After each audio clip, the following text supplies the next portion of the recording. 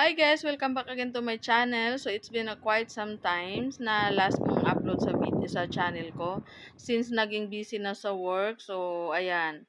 So dahil sobrang busy sa work, ito naman guys I took this video last May. Super late talaga yung pag-upload.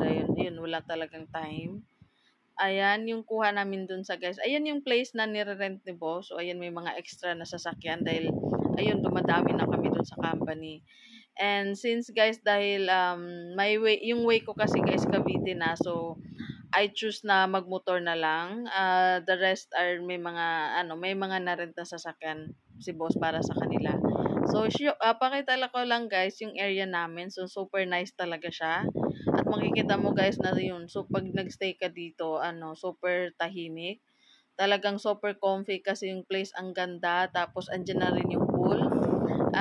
Ayan. So, pansin nyo rin guys, quite pricey talaga yung area. Pero, knowing na can afford naman si boss. So, ayun, carry lang dahil super generous naman si boss. Thank you kay boss dahil super bait niya talaga sa mga tauhan niya. So, ayan. We had this chance guys na talagang every time na may mga okasyon, si boss talaga yung nagsushoulder sa lahat ng mga expenses namin. So, naging parte lang talaga namin guys is to be there kina boss. Tapos ayan yun. Pakita ko lang guys din yung yung area wherein pansin mo super nice talaga. So ayan, we try to roam around dahil yan medyo maaga pa. So kung pansin mo ayan, ang ganda ng place tapos super dami talaga ng mga tao na talagang they try to explore around the area. So since guys malayo pa lang nakikita ko na super low tide. So wala kaming magagawa for the moment kasi nga ayun lang ikot-ikot lang around the area. Tapos pansin mo rin guys yung mga ayun yun yung super white nung sand nila. So ayan may mga din na since wala kang magawa dahil hindi ka nga makapag-swim. Ayun, ikot-ikot lang kami dun guys tapos ayun kwentuhan ayun. Ayan guys, super enjoy ako dun sa ginawa ko dahil yung mga kasama ko guys ayun na may kanya-kanyang ginagawa sila. So ayan, nagkanya-kanya muna kami. Pansin ko din guys ay may mga kubo along the guys doon sa area. So pwedeng magstay diyan, pwedeng makiupo. So far guys ayun, wala talaga nagawa yung yung mga gustong maligo dahil wala yung tubig talaga super babaw. So ayun yung mga nagagawa namin pansamantala. Ayun, nagpi-picture, ayun, paikot-ikot naghahanap ng ayun, yung pwede lang mapaglibangan. So ito naman guys, ayan yung sunset. So super calm nung panahon. Ayan, low tide pa din siya. Ayan, low tide pa rin siya. Ayan yung sunset na yan. So nagpunta kami diyan kasi yun. Dahil walang ibang pwedeng gawin. So ayan, diyan kami sa tabing dagat. So pansin mo guys, and super calm. Ito naman guys, ito yung second day, early in the morning. Ayan.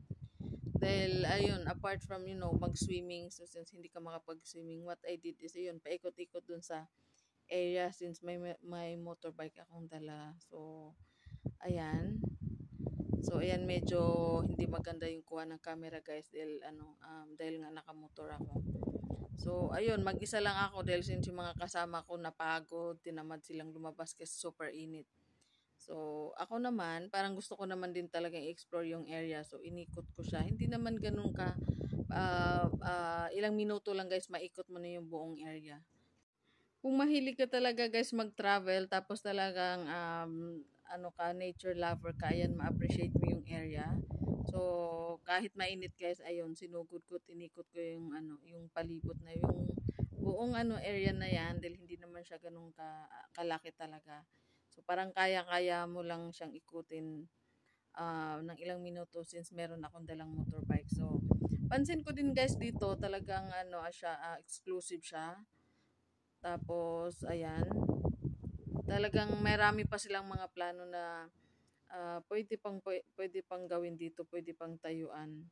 So, ideal talaga siya guys for doon sa mga summer kasi yun nga, maganda siya pag mga summer. So, ayan guys, kahit mag-isa ako guys, ini-enjoy ko yung oras ko dyan dahil yun nga, bihira lang kaming nagkaroon ng ganitong chance na ayun, makapag-travel na may ganitong setup. So, ayan yung area. Kahit naikot ko na guys, inikot ko pa rin ulit dahil hindi ka magsasawang, alam mo yung paikot-ikot, explore mo yung area kasi super nice talaga. Tapos, nire-recommend ko talaga yung place na to guys na good for, ideal talaga siya, family gathering, family vacation, talagang may time kayong spend time together, makapag-usap, ideal din siya guys pag may mga outing kayo, company outing, gaya ng nangyari sa amin na ito, company outing. So, may mga time talaga na, ayun, i-grab mo yung ganitong mga chances. Tapos, enjoy mo lang moment guys kasi nga, um, alam mo, nandito ka para mag-enjoy, mag-relax. So, as much as possible, try na i-pamper mo yung sarili mo sa mga ganitong pagkakataon. So, ayan, swerte lang namin guys dahil yung boss namin super, super generous talagang, she make sure na talagang magiging okay kami lahat, shoulder niya lahat ng expenses. So, bihira yung ganitong klaseng boss. So, thank you. I will always be grateful kay boss na naging parte ako ng company na to dahil ang dami kong mga naging experience guys na yung mga previous ko naging work hindi ganon. So, ayan. So, ayan, nag-enjoy ako kahit mainit.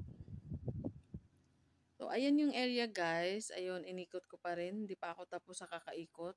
So, ayan, nilampasan ko yung place namin. So, kung pansin mo guys, sobrang marami pang pwedeng magtayo dito. So, if you're planning kung may budget naman kayo, parang this is the best place na parang mag-invest ka. Ayan, so rest house talaga siya. Ayan, so ayan yung area.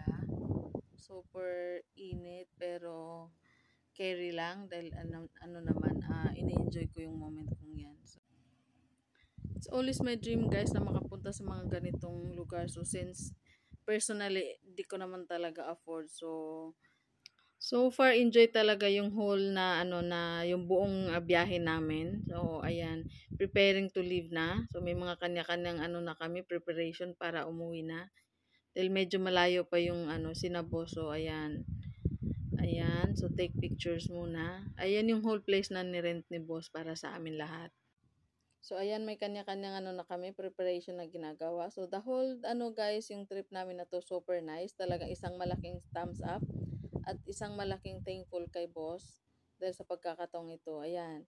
So dahil nakamotor ako guys, separate ako sa kanila, parang I have the chance na pwede mag-stop tapos makapag-take pictures kung ano yung magagandang view.